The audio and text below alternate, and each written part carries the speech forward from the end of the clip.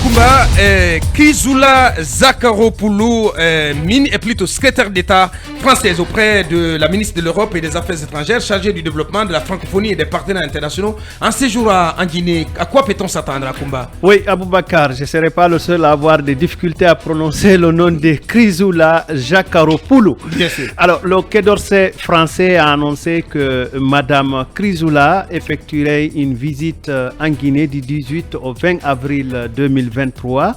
Et le Quai d'Orsay ajoute que Madame la secrétaire d'État auprès du ministre de la ministre de l'Europe et des Affaires étrangères est chargée du développement de la francophonie, des partenariats internationaux. Ouais. Et vous savez qu'au niveau de la francophonie, vous connaissez la secrétaire, je vous laisse réfléchir. Ouais, c'est une Rwandaise. Alors, je vous laisse réfléchir en attendant.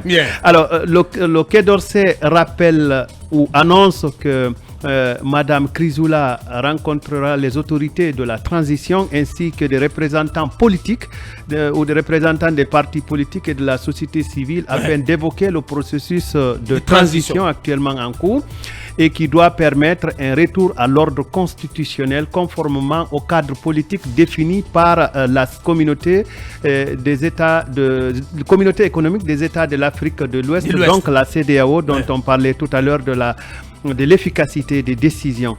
Le Quai d'Orsay ajoute que ce déplacement sera l'occasion de rappeler la disponibilité de la France à accompagner cette transition jusqu'à son terme, ainsi que le processus électoral en coordination avec les autres partenaires internationaux de la Guinée, dont l'Union européenne et l'Organisation internationale de la francophonie que la secrétaire d'État aura l'occasion de rencontrer. Bien. Donc, je m'arrête là pour rappeler que Madame la secrétaire d'État avait aussi effectué un séjour, une visite de travail au Burkina Faso. Où elle avait rencontré le président de la transition, Ibrahima Traoré. Vous savez que le Burkina a des relations très difficiles avec la France, mais malgré ce séjour-là, cette visite-là, ça n'avait pas empêché le gouvernement de la transition d'expulser des Français, notamment des journalistes. Bien. Cabinet, que peut-on en rajouter quand je me réfère à ce communiqué, comme il le disait tantôt, produit par le Quai d'Orsay, qui indique que la secrétaire d'État comment elle s'appelle déjà, Zakharopoulou, rencontrera les autorités de la transition ainsi que des représentants des partis politiques et de la société civile afin d'évoquer le processus de transition actuellement en cours et qui doit permettre un retour à l'ordre constitutionnel et à l'ordre démocratique et constitutionnel conformément au cadre politique fixé en accord avec la CEDEAO. Donc la France est très clairement en se référant à ce communiqué et reste alignée sur l'accord conclu entre les autorités de la transition et la CEDEAO. Bien sûr, c'est un peu ce la France ne parle pas d'autre chose. Ce principe de subsidiarité dont est forte la CEDEAO qu'on parle tout le temps ici, c'est cette réaffirmation qui est exprimée par la France à travers ce communiqué et la visite de Madame du Quai d'Orsay. Et je pense que ça se comprend bien dans l'organigramme puisqu'il va rencontrer des acteurs, plutôt les officiels guinéens et puis des acteurs sociaux mais aussi politiques. C'est pour permettre de comprendre un peu au-delà des articles de presse qu'on peut lire par-ci par-là et des dépêches faites par l'ambassade de France en Guinée de toucher du doigt les réalités. Et donc c'est une réaffirmation de ce principe-là qui soit que l'on endosse la position de la CEDEAO. Mais entre-temps, vous voyez aussi que les États-Unis ont été les premiers à dire très clairement qu'aujourd'hui qu'il faut aller prendre position sur le chronogramme, le chronogramme de 2 ans. Et à même déclencher un compte à rebours. Donc les États-Unis viennent d'être ici renforcés par la France. On disait souvent que le plus souvent les Américains sont les premiers à marquer le pas.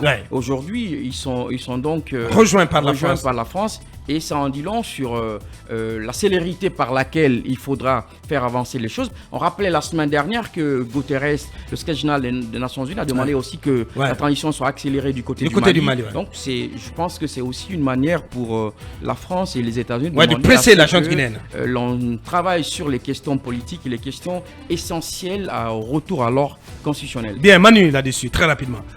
Moi, je pense que c'est déjà...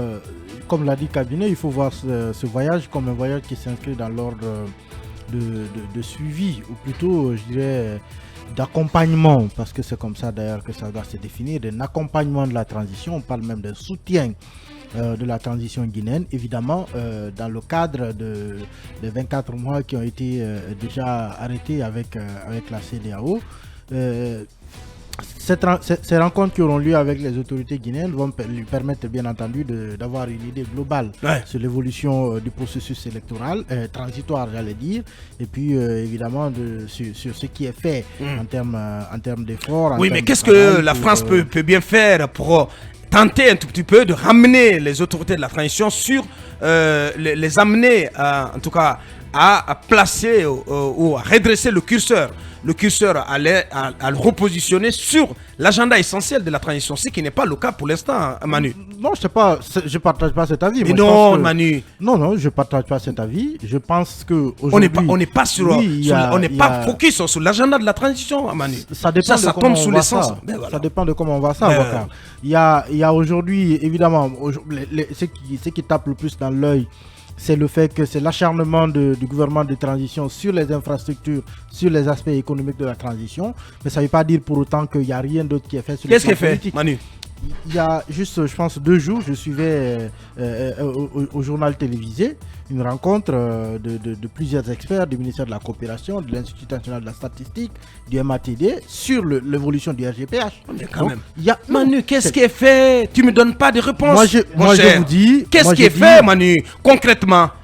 Nous sommes à peu près à 2 ans de transition, là, monsieur. Cette rencontre que moi j'ai vue à la télé fait partie des activités sur lesquelles on va vers le RGPH. Et je pense que peut-être qu'on ne voit pas près de 2 ans. Près de 2 ans après, on est toujours en train d'aller vers. Oui, mais on est tous d'accord que le RGPH, il va durer en soi 2 ans. Il n'a pas démarré il y a 2 ans. C'est pas une activité essentielle. Il n'a pas démarré. C'est pas une activité fondamentale. Mais elle est inscrite dans le. Tu m'aurais parlé de RAVEC, j'aurais compris. J'aurais tendu l'oreille. Mais vous êtes d'accord avec moi qu'elle est inscrite, essentielle ou pas, elle est inscrite, elle a été acceptée. Bien, ceci va nous permettre de bien lancer le débat dans un instant avec notre invité précis du jour, monsieur Mamadou Baye Le Barry.